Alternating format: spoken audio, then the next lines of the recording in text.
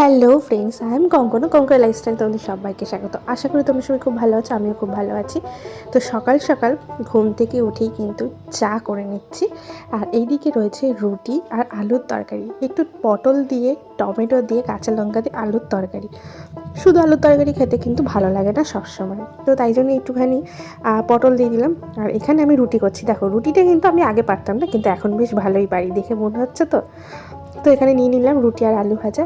আর দুপুরবেলার জন্য এখানে একটুখানি থোড় করছিলাম, এটা ও বাড়ি গাছের থোড়। তো নিয়ে এসেছিলাম, আমি বলেছিলাম একটুখানি তুমি চিংড়ি মাছ নিয়ে এসো বাবা, তো চিংড়ি মাছও নিয়ে এসেছিলো। মা যেহেতু বাড়িতে নেই, তো তাই জন্যই এখানে কিন্তু থোড় আর ভাত হচ্ছে। তো এদিকে দেখতেই পাচ্ছ চিংড়ি মাছ আমার ভাজা হয়ে গেছে, আর এদিকে কিন্তু আগের দিনের কিছু তরকারি ছিল। এখানে রয়েছে ডাঁটার তরকারি পোস্ত দিয়ে, সর্ষে পোস্ত দিয়ে, উচ্ছের তরকারি ছিল। আর এখানে সকালের একটু তরকারি এক বাটি ছিল, সেটা রাত্রিবেলা খাওয়া হবে, এখন আর খাওয়া হবে না, কারণ এখন যেহেতু এইসব এত কিছু করছি, তো এই জন্য আর খাবো না। এদিকে আমার রান্নাঘর, বড় ঘর সব কিন্তু ঘর মোছা হয়ে গেছে। সকালবেলা মুছিনি, ভেবেছিলাম যে বেলাতে যখন স্নান করবো তাই বেলাতেই মুছবো। তো ওদিকে বিছানা টিছানা তুলে দুটো ঘর মুছে ঝাড় ঠাড় দিয়ে পুরো পরিষ্কার করে টিপটাপ করে রেখে আমি স্নান টান করতে চলে গেলাম। আর স্নান করে দেখো চলে এসেছি। দেখে বুঝতে পারছো তো যে আমি বসে বসে কিন্তু এখানে টিভি দেখছিলাম।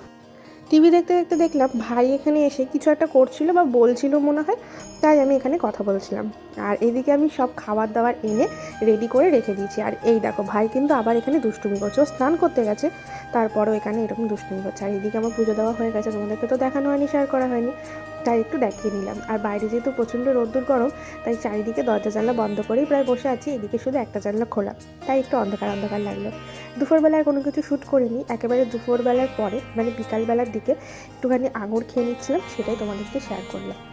আর এখন তো সবে আঙুর উঠেছে, বেশ মিষ্টি। ওয়েদার তো প্রচণ্ড ভালো, বৃষ্টি হচ্ছে এখন, সারাদিন পর এখন এসেছি তোমাদের সাথে আমি কথা বলতে।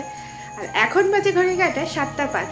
সন্ধ্যাবেলা তো কিছু টিফিন করতে হবে, তো সেটাই এখন করতে যাচ্ছি, দেখি কি করি। এখন ভেবেছিলাম একটু বাইরে যাবো কিছু খেতে, কিন্তু সেটা আর হবে না। তো ঘরে যা আছে সেটা দিয়ে টিফিন করবো, ম্যাগি আছে তো একটু ম্যাগি খাই।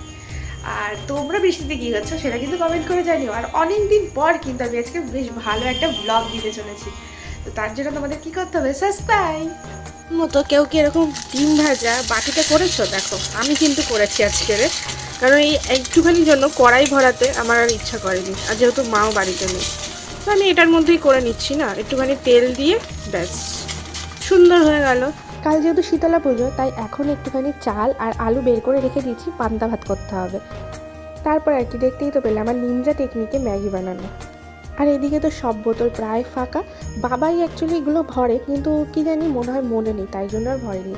তো আমি এখানে টুকটুক করে জলগুলো সব ভরে নিচ্ছি এক একটা বোতলে। রান্নাঘরে কিন্তু দুটো লাইট জ্বালা, তারপরেও ভাবছো কেন এখানে এরকম মানে ঘোলা ঘোলা আসছে আর কি। ক্যামেরাটা না ফ্রন্ট ক্যামেরা করা ছিল না, মানে সামনে, হ্যাঁ ফ্রন্ট ক্যামেরা করা ছিল, ব্যাক ক্যামেরা করা ছিল না। আর ক্যামেরাটা আমি ঠিক মুছিও নি মনে হয়, ওই জন্যই এরকম ঘোলা ঘোলা, কিন্তু এতটা কালার ঘোলা আসে না আমার ফোনে। তো আর কী করবো বলো, তোমরা একটু ম্যানেজ করে দেখে নিও। তো এখানে সবকটা বোতল ভরে নিলাম।